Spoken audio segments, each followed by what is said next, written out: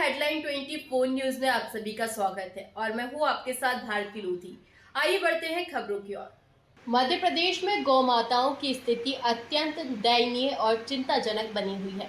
लगभग हर प्रमुख मार्ग पर गौ माताओं की दुखद मृत्यु की घटनाएं हो रही है, जिसमें हजारों गायें और मानव जीवन भी खतरे में है।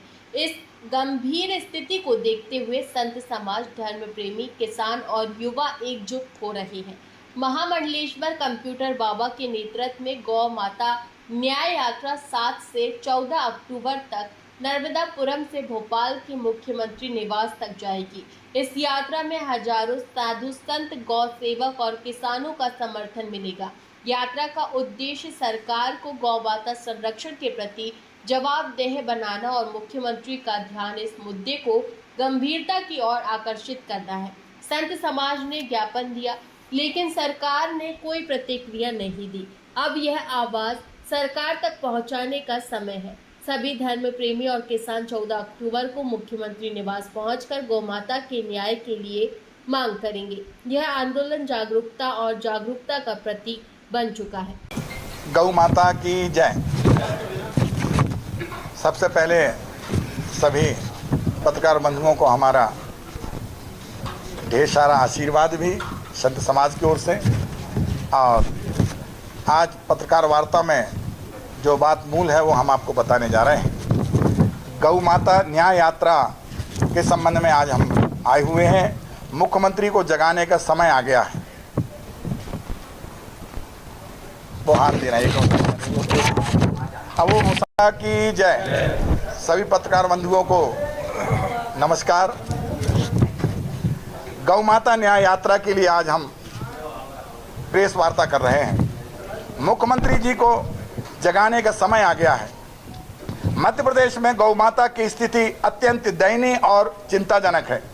प्रदेश के लगभग हर प्रमुख मार्ग पर गौ माताओं की मृत्यु का दुखद घटनाएं सामने आ रही हैं, जिनमें हजारों गायों के साथ साथ कई मानव जीवन की क्षति भी का शिकार हो रहे हैं। यह स्थिति सिर्फ दुर्भाग्यपूर्ण नहीं, अपितु सरकार की अनदेखी और गंभीर लापरवाही का परिणाम है। हमारी धार्मिक आस्थाओं का सर्वोच्च गौ माता को वेद शास्त्रों में सर्वोपरि स्थान प्राप्त है। वहीं हमारे प्रदेश के यदुवंशी मुख्यमंत्री डॉक्टर मोहन यादव जी का नैतिक कर्तव्य है कि वे गौ माता को राजमाता का दर्जा देने के लिए तत्काल कदम उठाएं। संत समाज द्वारा मुख्यमंत्री जी को ज्ञापन भी दिया इसके पहले, परंतु न तो उन्होंने उसका कोई उत्तर दिया और न ही मिलने का समय दिया। संवेदनशील मुख्यमंत्री का ढोंग अब बेनकाब हो चुका है। गौ माता के संरक्षण पर चर्चा करने के लिए मुख्यमंत्री जी के पास 10 मिनट का समय भी नहीं है। इसी निष्क्रियता और उपेक्षा के विरोध स्वरूप पूरे संत समाज, सनातन धर्म प्रेमी, किसान और युवा गौ रक्षण के सभी कार्यकर्ता एकजुट होकर महामंडलेश्वर कंप्यूटर मेरे अधीनस्थ मेरे नेतृत्व में गौ माता न्याय यात्रा का आयोजन कर रहे हैं। यह ऐतिहासिक यात्रा 7 अक्टूबर से 14 अक्टूबर तक नर्मदापुरम से मुख्यमंत्री निवास भोपाल तक जाएगी, जिसमें हजारों साधु संत और हजारों धर्म प्रेमी बंधु, गौ सेवक, किसान और हजारों की संख्या में गाय अपना ज्ञापन लेकर के पहुंचेंगे। मैं स्वयं प्रदेश के हर जिले में भिक्षा मांगकर इस आंदोलन का समर्थन जुटाएंगे एवं इसके माध्यम से सरकार को यह स्पष्ट संदेश देंगे कि गौ माता का अपमान को सहन नहीं किया जाएगा। अब मौन रहने का दौर समाप्त हो चुका है। हम गौ माता को न्याय के लिए आवाज बुलंद करेंगे। गौ माता सनातन धर्म की जननी है। इसकी रक्षा करना हमारा धर्म है। इसलिए सभी किसानों, युवाओं, गौरक्षकों, धर्म प्रेमी बंधुओं से अनुरोध करता हूं, अपने गांव, शहर और कस्बों में दयनीय गौ माता को लेकर 14 अक्टूबर को मुख्यमंत्री निवास पहुंचकर सहयोग प्रदान करें। आपके माध्यम से मैं सभी जनता जनार्दन से भी कहूंगा कि प्रदेश में जहां जहां भी गौ माता रोडों में पड़ी हैं, वो अपनी गाड़ियों से, ट्रकों से या पैदल जिस प्रकार हो वो हम सब लेकर के और सीएम हाउस पहुंचे। अब जो है मोहन यादव, अब मोहन को गौ की जरूरत नहीं है, पर गौ माता को मोहन की जरूरत है। इसलिए अब जो है गौ माता हमारी सीएम हाउस रहेंगी अब, अब जब तक सीएम हाउस तब तक रहेंगे जब तक गौ माता को छत नहीं मिलेगा, भोजन नहीं मिलेगा, उनको रहने की जगह नहीं मिलेगी।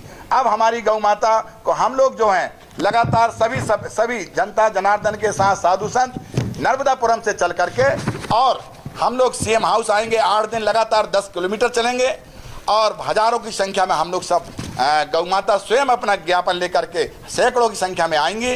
और जनता जनार्दन से, आपके माध्यम से, मीडिया के माध्यम से मैं सबसे हाथ जोड़ के कि यदि सनातन धर्म की जननी हमारी गौ माता है और यदि जरा सा भी सनातन के प्रति यदि दर्द है किसी को, तो उनसे हमारा हाथ जोड़ के अनुरोध है कि गौ माता को लेकर के और 14 अक्टूबर को सीएम हाउस पहुंचे और सीएम हाउस में सारी गाय को वहीं छोड़ करके हम लोग तब तक रहेंगे जब तक गौ माता को राजमाता का दर्जा ना मिले।